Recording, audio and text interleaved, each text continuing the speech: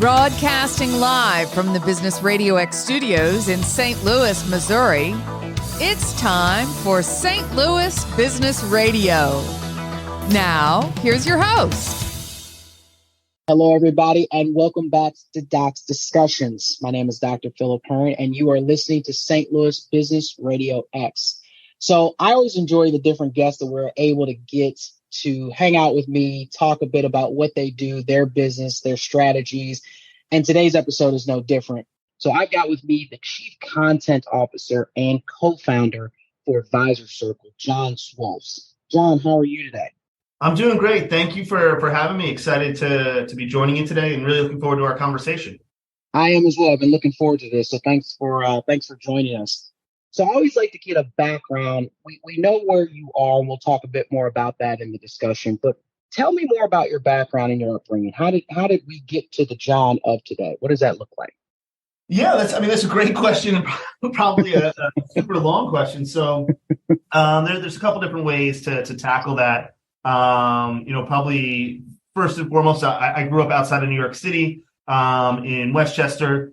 Stayed in New York, through college. Went to SUNY Albany, where I studied history with a minor in education. Kind of had a thinking that maybe I wanted to be a teacher. My mom was a teacher for 30 plus years in the New York school system.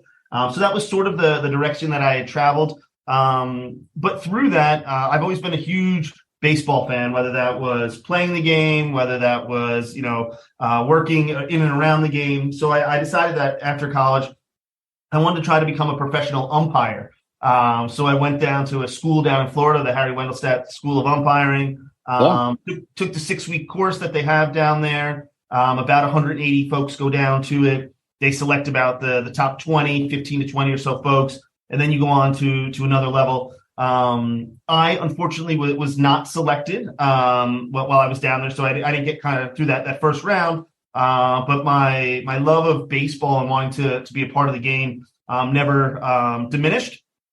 So come back up from Florida and figure out how I can work in baseball, and was lucky enough to have a family connection that knew the Wilpons, who at the time were the current owners of the New York Mets, and they had a minor league team out in Brooklyn. They said, hey, throw your resume into the pile with everybody else. They're getting ready to do their seasonal hiring. I was lucky enough to get selected and worked a season out in Coney Island for the Brooklyn Cyclones. And while I was there, I just sort of asked the general manager of that squad, like, hey, how do you stay involved in baseball? They said, you got to go down to the winter meetings. I went to the winter meetings, and then just through, general connections with the Mets and stuff, they have their spring training facilities in Port St. Lucie. The general manager of Brooklyn was close friends with the general manager in Port St. Lucie. He thought I'd be a good fit for that job. Went down and worked for a year for the Mets in Port St. Lucie, doing everything literally from, selling outfield signs, to writing game day agendas, to wearing the mascot suit for Slider the dog, driving players to the airport. So you really get this amazing exposure to how businesses run and all of the things that goes into trying to make an operation, look like it's running smoothly to the public. When behind the scenes, I forgot to hire a game day staff that day to wear the mascot suit. So now I'm wearing the mascot suit and those sort of things. So, from there, I then, I did that for a year. Long story short, my now wife was in New Jersey. I was down in Florida. Long distance relationship. Just felt like it was more important for me to be back up in the tri-state area. So I went back up, moved to New Jersey and started working in Merrill Lynch's Financial Advisory Center in Pennington, New Jersey. And then from there, did like a year or two in the call center, and then went on to the internal wholesaling job with iShares and BGI and then BlackRock. And from there, I joined Index Universe in 2012, where I started writing agendas, writing content, being involved in events. And, 10 years later, here I am a co-founder of Advisor Circle, one of the leading events businesses in the industry, creating, awesome types of events with Future Proof. We helped create the exchange event that ran in February of 2023, a couple of weeks ago, as well as the inaugural one in April of 2022. So long story short, started off in baseball, and now I'm, creating events for financial advisors. So you can see the direct line and how one would end up here. Yeah, exactly. It's a completely direct line, right? Yeah, absolutely. I'm surprised more people aren't on the path. Yeah, I mean, what are they doing? I feel like they're being slackers. No, I'm teasing. So I did read up about you looking to become a major league ump. I'm kind of geeking out. So when I was in high school and college, I was an umpire. So I've heard of that actual school that you talk about, the Harry Wendelstadt School. What? Take me a little bit. Let's go back a step. Take me a little bit through that experience itself. How did you know you wanted to be an ump? I know you said you had a love for baseball, but most people, when they say they have a love for baseball, they're going, "Hey, I want to be a pitcher, a center fielder, a shortstop." Not, "I want to be the guy behind the plate or calling at the bases." Take me through how you got to that particular point. Yeah, so I'll paint a picture for your audience. So those that are unable to see me, I'm closer to 5'8" than I am to 6'2". So the physical size there to play any and all of those positions you mentioned wasn't there. So after about sophomore year of high school, I sort of realized like, hey, you're probably not going to be able to play this sport sort of professionally. And from there, I just wanted to figure out how I sort of stayed involved with the game. And through that, it just kind of became like, hey, what's something you can do? And umpiring was something that became of interest to me. I started doing high school games. I started doing college games. I started doing, summer wood bat men's and college games, which were really exciting. And I felt that one, I was decent at it, and two, I enjoyed it, and I didn't mind being out there. Obviously, it does come with a little bit of grief, as we all know. You're always making 50% of the people upset, 50% of the people are happy with you. But once you can move on from that and not really worry about it, the more you do it, it just becomes sort of second nature and reflexive. And that's what I really liked about it when I got to that point of really doing more of the sophisticated, college games. They're quick, it's well played baseball, and it's a lot of fun. And that's sort of what kind of cemented my interest to want to continue to do it and try to do it professionally. That's amazing. I love it. Yeah. And I want to hear about your stories there. What made you give it up or stop? Maybe you still do it. No, so I gave it up right after college myself, but I enjoyed it. It was fun. So it was one of the summer jobs that I had when I turned 14. So you could be young enough to still be an umpire and an umpire games. So I've umpired everything from preschool games all the way through like freshman, fall ball type games. So yeah. I enjoyed the process. I was still playing even during that time in high school. But again, I'm a big sports nut, so that was an easy job for me, and they paid me. So I went, oh, okay, I get paid to talk and coach, and umpire baseball. Excuse me. So I was like, this is a no brainer. Let's do it. So yeah, but you're right. That 50% piece is 100% correct. You're gonna make someone mad, so it's almost like you got a full crash course on conflict resolution, right? Because someone was upset at almost every call that you made. So. Yeah, it was definitely interesting to say the least. So what all did you learn when you look at baseball? And again, you have a natural love for it, right? So growing up in the New York area, you're a Mets fan, not a Yankee fan. So I did pick that up. No, I'm a Yankee fan. I let that be known. I'm a Yankee fan. I think that's what made it easier to work in baseball. Was working for the Mets and not being a fan of the team. Now I support the Mets, having worked there and that sort of stuff, and I do like the organization. But certainly if they were on the field playing each other, I would be, pulling for the Yankees, wholeheartedly. Okay. All right. So see, that's interesting because you might be one of the only folks in the tri-state area that likes the Mets but still can root for the Yankees. So with all of your experiences in baseball, how did you take what you learned and you talked about that experience at Port St. Lucie where you've been everything from the game day staff to the mascot, which I'm going to need pictures for that. I'm just saying we're going to have to keep those. I don't know if there's any more Slider the dog pictures, and besides, I'd be behind the mask, so you never know. But we'll see if we can dig something up for you. Yeah, just to say we knew somebody in the suit, right? Yeah, very true.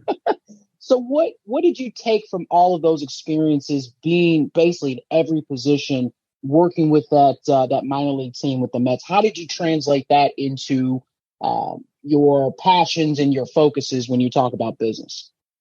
Yeah, absolutely. So I think there's a couple things that you can take away from it.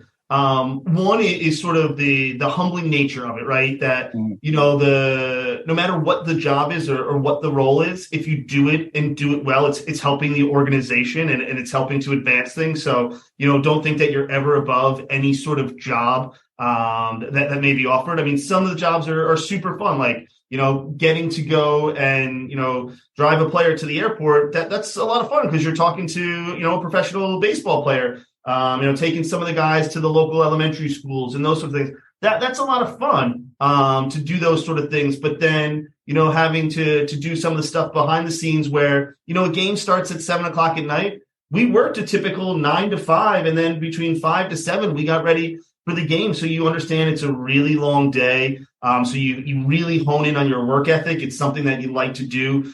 So it doesn't always feel like work, even though you're tired and exhausted. So there was that element that I really kind of as a first job out of college was super long hours. So it helped establish a pretty strong work ethic from that standpoint. So, in business, anything that you're doing, it's going to take time, effort, and energy. So you better be committed to that grind. If you're not, it's going to show. So that was something that you definitely saw. And you saw it even like in taking inspiration from the players that you saw coming in at 9:00 in the morning to work out and be around and at the field, knowing they didn't have a game till 7:00 and what they were doing to grind to try to be a professional. You see that, at every level, no matter what you're doing, that you have to work hard. So there's the humility part to it.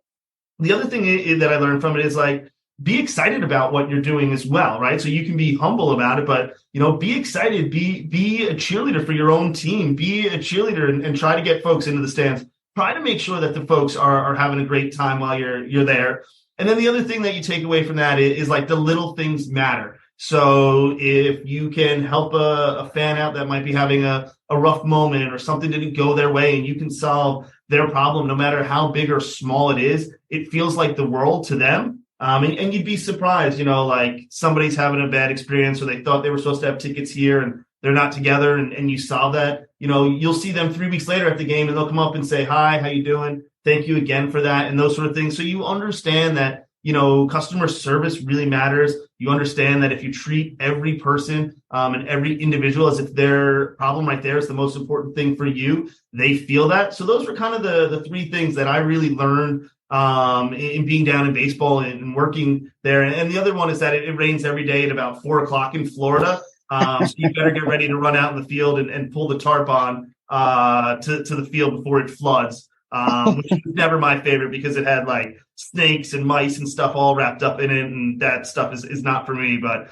that's part of doing the roles and jobs that you may not be all that excited for. But, you just got to get out there and do it because that's what the job requires. So, yeah, a lot of different things. But most of it is, very core business, basic things and a lot of attitude as well.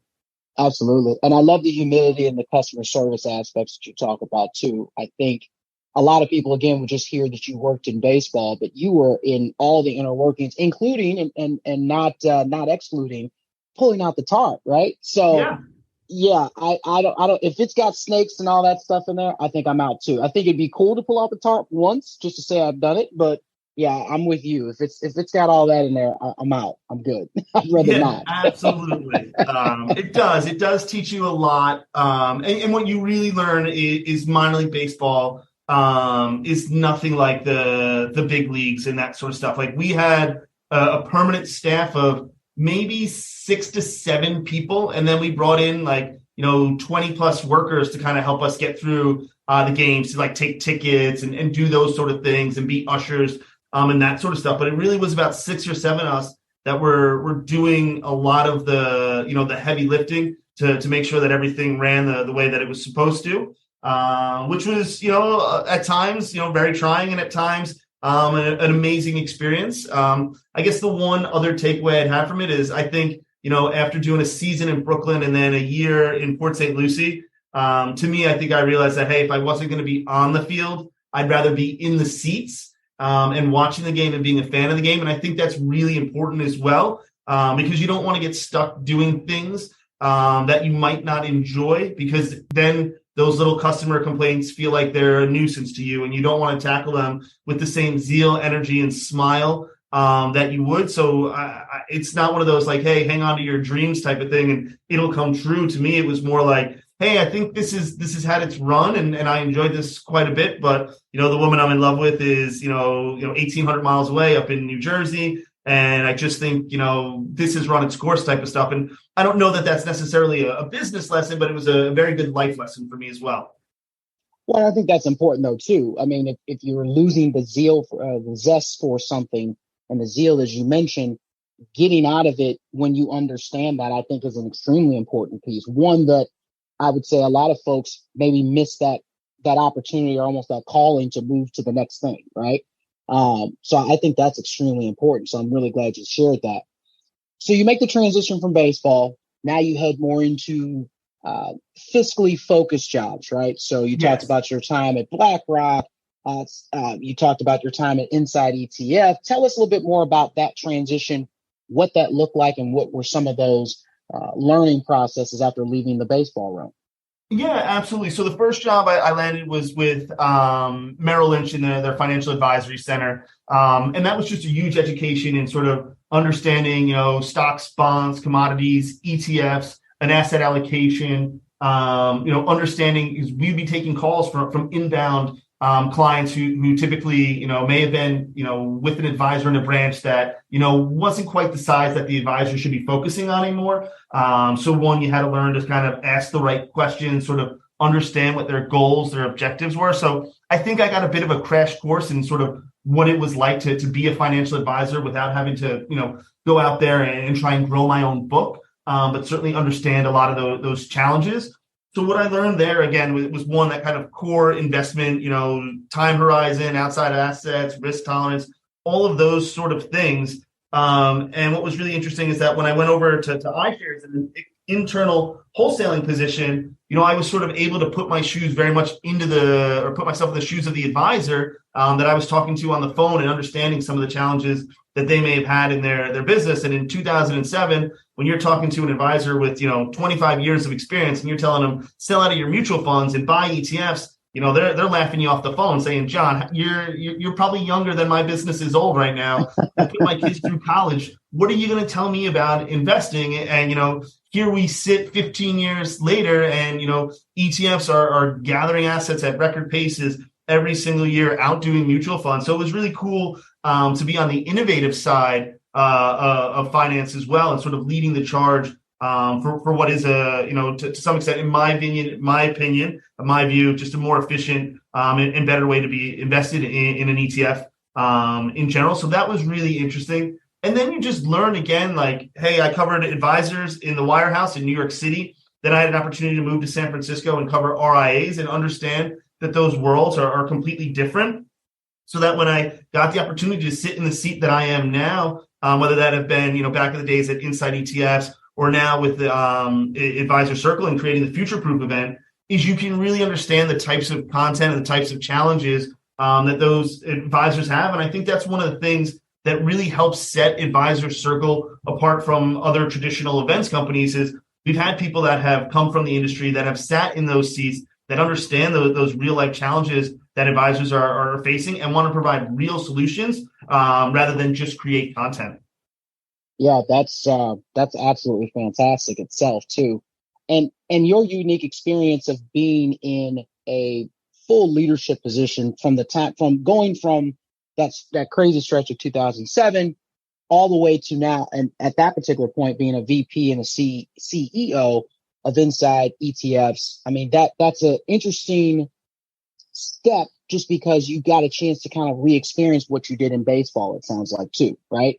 In terms of really maximizing all the different components. You understood the business from soup to nuts by the time you got to getting into Advisor Circle, from what it sounds like to me. Yeah, absolutely. Certainly, everything from writing content to sourcing speakers to working with vendors to everything that you need to do in order to bring an event to life.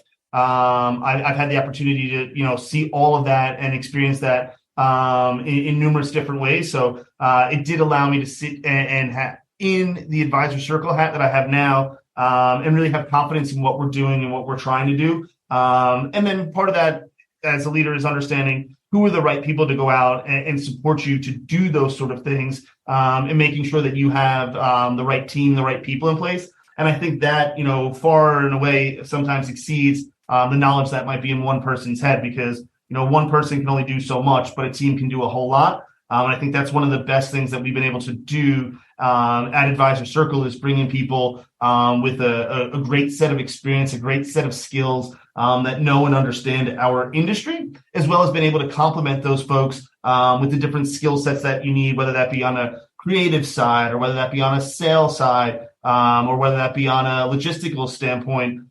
We've been able to add complementary pieces across the team over the past 2+ years that we've been around now, to get to a team of 12. That is just one of the best teams in the industry that I could think of, and excited to be working with those guys every day.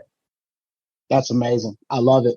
So as you then talk about Advisor Circle, tell our listeners a bit more about the mission and the purpose of the company. I know you talked a bit about it through our conversation so far, but we really want to drill down on that and have a better understanding, because it sounds like you guys are doing amazing work.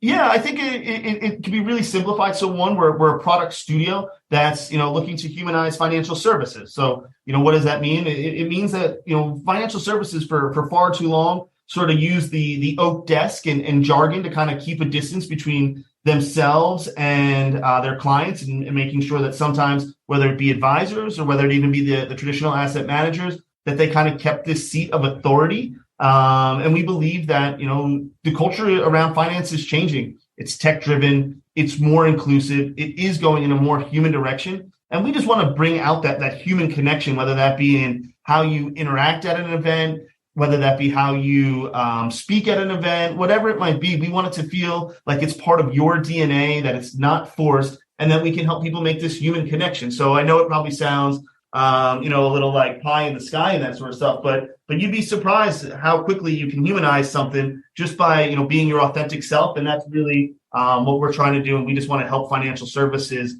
get there a little bit quicker. Absolutely. That's fantastic. So let me ask you the direct question. In your current position, so you're a co-founder, chief content officer, what motivates you in your current position and responsibilities? Yeah. So one, obviously, like I said, is the team that we have, right? Obviously, when you're a leader, you feel that pressure to not want to let folks down and make sure that you're doing the best for the business and the best for them. So that's motivating. And then I do think that right now we're in a seat where, folks have seen that we were able to innovate and do something different. So that motivation drives me to make sure that we continue to widen that moat, if you will, and continue to be the trendsetter, the tastemaker, those that the industry is looking to learn from and follow. And that's really, really motivating from where I sit. You want to continue to make sure that you hold your spot as an industry leader, and that can really, really wear on you, or it can really motivate you. And our team really has a way of using that to motivate ourselves, and not let that be a barrier, but more of a motivation tool.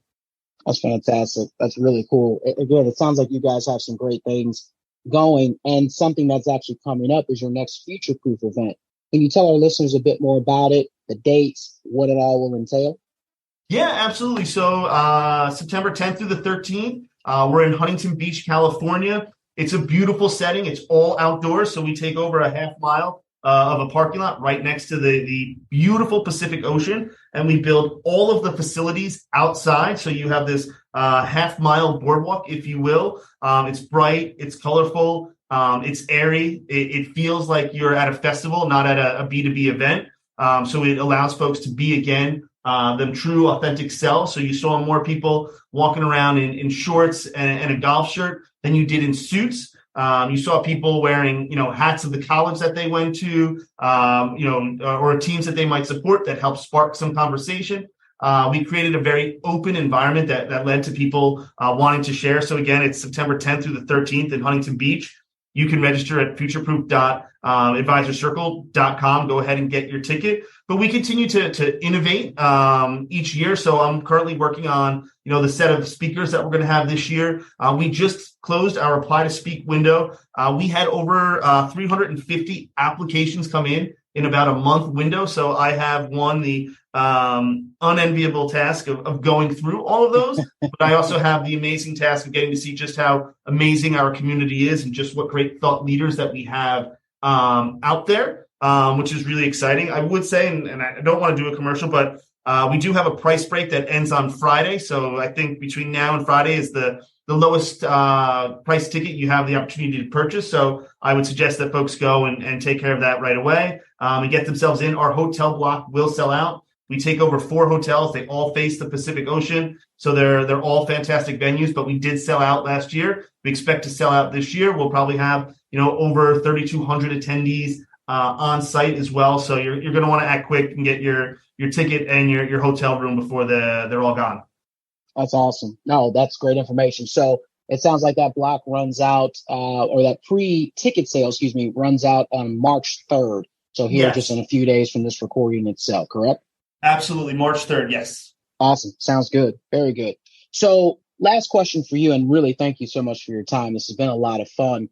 How do our listeners find you and connect with you? What are those ways that they can reach out and chat with you if they're interested in learning more about your organization and more about what you're doing? Yeah, absolutely. So there is LinkedIn. You can just, John Swolfs. You can find me there. That's SWOLFS for those that are looking for me. Same thing on Twitter, John Swolfs at Twitter. You can find me there. You can find more about Advisor Circle at advisorcircle.com. And you can certainly email us all from there. And then again, if you go to futureproof.advisorcircle.com, if you have any questions around the content or anything that we're creating, there's email addresses there where you can reach out. It comes directly to me. Like I said, we're a smaller organization, so we personally get involved in all of these sort of things. So that's a couple different ways that folks can reach out to me. Happy to connect, on LinkedIn and Twitter. I don't want to say all day, every day, but a few times a day. So it won't take long for me to get back to you. That's awesome. John, it's been a lot of fun to getting to know more about you and your rise with working at Advisor Circle. So thank you so much for your time. Really appreciate it. Oh, I appreciate it. And I guess one last thing I should mention, I might as well do a commercial while I'm here, is this Wednesday at 3 p.m. Eastern, we'll be doing a live Twitter Spaces, sharing updates around Future Proof and just having a really great conversation and giving people an opportunity to see sort of some of the early results and sort of some of the things we've been working on as we get to kind of that 6-month out window from Future Proof. So 3 p.m. Eastern, it's a Twitter Spaces hosted by Future Proof. Absolutely. Yeah. So listeners, definitely check that out this coming Wednesday, 3 p.m. on Twitter Spaces. That sounds like it'll be a very good time. So thank you, John, for sharing. And this has been another episode of Doc's Discussions. I'm Dr. Philip Hearn. And from all of us at St. Louis Business RadioX, we appreciate it. And we'll see you next time. Thanks.